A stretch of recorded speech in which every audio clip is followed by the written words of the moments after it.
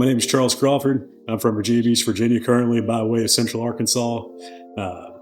I've been hunting with Carter's. First time I ever came out, I want to say it was probably 2012. It was kind of cool, man. I was in college, and every winter break, from the time I was a freshman all the way through, I'd get done with my exams, and the next day I was on a plane to come out here and see my dad. He was a full-time guide at CBI that year, and also helping Roy out at the lodge that he had in town. And I was really looking forward to it because he had been telling me about it for a while. And man, it was unique. You're driving in from the airport and you're kind of looking around. You're going, man, they really flooded timber out here. There's actually ducks out here. It's kind of unique landscape. And lo and behold, you hit this little area around where we're at, and it's like, I get it. You see it right away. And we pulled in, and there's ducks everywhere flying around. We pulled in right at sunset, and man, it was just really cool. But had a really fun time here that break, just hunting around, CBI properties on the island, and the hay barn fields, some timber holes. It was just special. Real special. And, I'd seen some really cool stuff growing up hunting with my dad in some really unique places that were a lot of fun. Killed a bunch of ducks. And this spot, over those few weeks, man, I was just like, that's a unique spot. And it really touched me. It was like, this is just one of the cooler places I've ever been. And fast forward a little bit, I get out of college, and I was chasing the almighty dollar there for a while, doing sales for, an entertainment company, and did that for about 10 years, and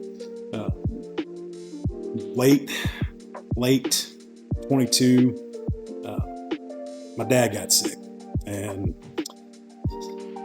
man, it was pretty crazy. Within a few short months, we spent a lot of time together, but he ultimately passed away in April of 23. And it was a reflection point for my life at that time. What am I doing professionally? And is it satisfying? Does it fill your cup? And it didn't, it didn't. And I knew I wanted to be duck hunting. I knew I wanted to be guiding. I knew I wanted to be in his footsteps and really chasing my passions and doing whatever it took to do that. And obviously, I'd been out here since then and hunted with Drake and Roy and Jacob a few times. And I mean, it's just, they're like-minded people, and we all get along really well, and I always love hunting with them. And, I called Drake. It was probably 2 months after the funeral. And I said, man, this is kind of what I want to do. I'd love to do it there. It's a special place, and I'm trying to learn still more about duck hunting and guiding, and couldn't think of a better crew to be there with. And he's fortunate enough to say, yeah, man, we'll find work for you, come on. And that was the winter of 23. And I mean, God, it's just been so much more than I could have ever imagined. Just the people that work here, man, our clients, there's so many good people that come through and hunt with us. That's how I ended up here, and that's why I stay here, and I don't know if I ever do anything different, really. Hello, y'all. Jacob Gard. I'm from St. Paul, Kansas. Right here's home. Been here my whole life. Drakers and I have been hunting ever since we was real little kids. I can still remember our first hunt together. Roy took us on. Growing up, we always had to find an adult to take us hunting, just so we could go. Most of the time, he just sat in the truck. So, had a hell of a time, It's been a wild journey. I'm 31. Drake's about to turn 30, and just seemed like yesterday I was punching him and catching him at the same time. Just punching him in the boat, and then I had to catch him from falling in the water. And then next thing you know, I'm kissing his sister. Joking. But no, my wife Morgan and my beautiful family, 3 kids, and this is all we know. This is what we do. So what I like best about working at CBI is how locked in everybody is at all times, how serious we take this duty of conservation, how serious it is to make sure that little sapling gets planted in the dirt just right for 150 years from now. Just how important it is to us to make sure this all goes, just how special that mallard is, just how to utilize your resources, just the whole schmear, how serious this whole thing is and how serious everybody looks into it. And that's what we look for in everybody, And when you are in love with the wild outdoors as much as CBI is, it unlocks a chamber to happiness that you can't really describe. So every day you get up, you do what you love, you constantly think ducks, you think of improvement, you try to improve yourself as a hunter or as a steward of the property, and a role model and a teacher to everyone else. So everything that you gather from that is just pass it on or lose it. Yeah. And that's a very small thing. I could think of a lot of things right now. It's just there ain't nobody else out there, I feel, that actually lives and breathes, sleeps and dies for ducks like we do. Like it's not even a question. Some people think crazy, probably are, but it's who we are. Everyone here is that way.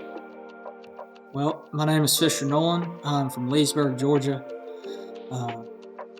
How I ended up finding about Carter's Big Island, boy, what a story. So, I was probably about 9 or 10, and I met the best duck caller to ever walk on the face of the planet, and that was Mr. Trey Crawford.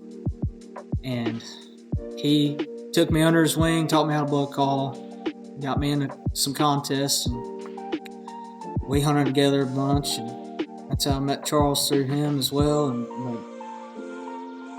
since that time, I had been hearing about Carter's Big Island.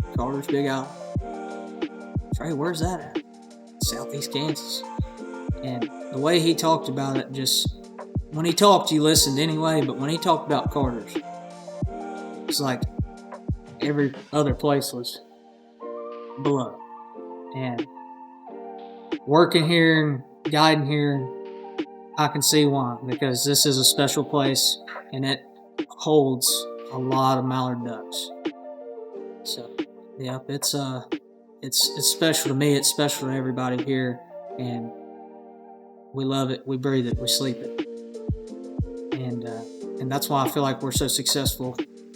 So I started duck hunting when Dad took me when I was 7, and from that moment on, I was into turkey hunting, deer hunting, the whole schmear, but it was something about duck hunting that did it for me, and it lit my fire, and this is what I wanted to do my whole entire life, and now I'm doing it, and I love every minute of it. I love all the work that goes into it, preseason. It's what it's about, because you appreciate the hunts a lot more, whether you kill 5 ducks, whether you kill 50. Every duck it's earned. So it feels real good when you get them though. But man, I love it. I love it with everything. So why not do something that you love? Because if you don't, you're just gonna be miserable. So started guiding 2022 and was down in Oklahoma and killing a lot of the lessers, a lot of the cacklers. But that deal kind of didn't work out. Was kind of getting tired of it. And Charles was guiding here at Carter's at the time, and I called him and told him kind of what was going on, all the wrong stuff that was going on, and he said, "Well, let me call you back." And I'm going to leave to go back home to Georgia. It's 15 hours away, and he said, "Well, you ain't got to go back home." He called me the next morning, woke me up. He said, "You ain't got to go back home." I was like, "Well, where am I going to go?" And he said, "Well, you're coming to Southeast Kansas. You're going to guide for Carter's." So got my stuff, met him and Jacob in Arkansas, and got up here and got the rest of the season out, 2 weeks, and then just had a heck of a time. But then on the last day of season, after we got done, Drake's like, "Well, you want to come back next year?" It's like, I don't know. But I said, hell yes, I want to come back next year. So that's where I started, 3 seasons ago. This will be my second full season guiding for the Carter family, and I think it's going to be a good one. I just got a gut feel. So we put a lot of work in, and we're not finished yet, but we're far from done. But we're ready. So. Well, I grew up in St. Paul, Kansas, right here. I'll be 30 years old in 2 weeks, I think. I don't feel 30. I don't know if some people say I look old. Some people say I still look pretty young, but I've been here my whole life. I did go to California for about 5 months.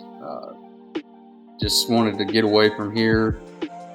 That was kind of when we were going through the lease. We leased everything out, and so I wasn't really that big into hunting. I mean, I still love to duck hunt, but I didn't really want to, run a guide service or anything. And so moving away, missing a duck season is kind of a blessing in disguise, because it's what ultimately made me want to come back and start this business back up again.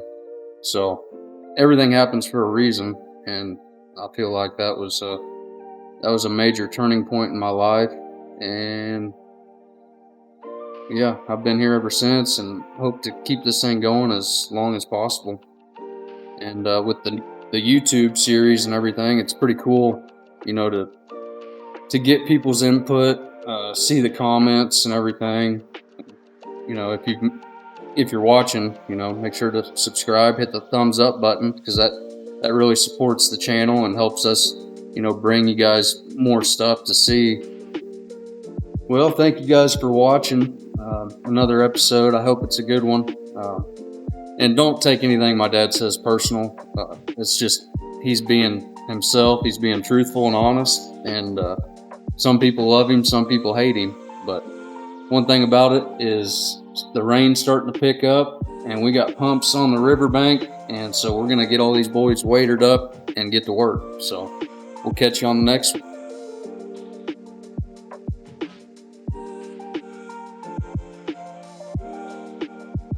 You're either going to kill him or you ain't going to kill him. Because I asked him, I said, are you sending me to the D-hole? He said, yeah, but you're either going to kill him or you're not. Well, I take these 2 guys hunting, and we sat there for an hour, and it's bluebird day, sun shining, probably 8 degrees, cold, really cold. And all of a sudden, all I hear, and about 300 or 400 mallards come right there in our face. And what did he say? Man, I won't ever forget that. Shut up. Fuck you. You can't be doing that shit. I know I said it. Okay. Yeah, fuck you. Yeah, you fucking immature bastard. Go ahead. Well, about 300 or 400 mallards just dropped right in, and it was, man. Now he's got a pissed off look on his face. He's all fucked like he just lost the duck calling contest. I love it. You fucked me up. Sorry.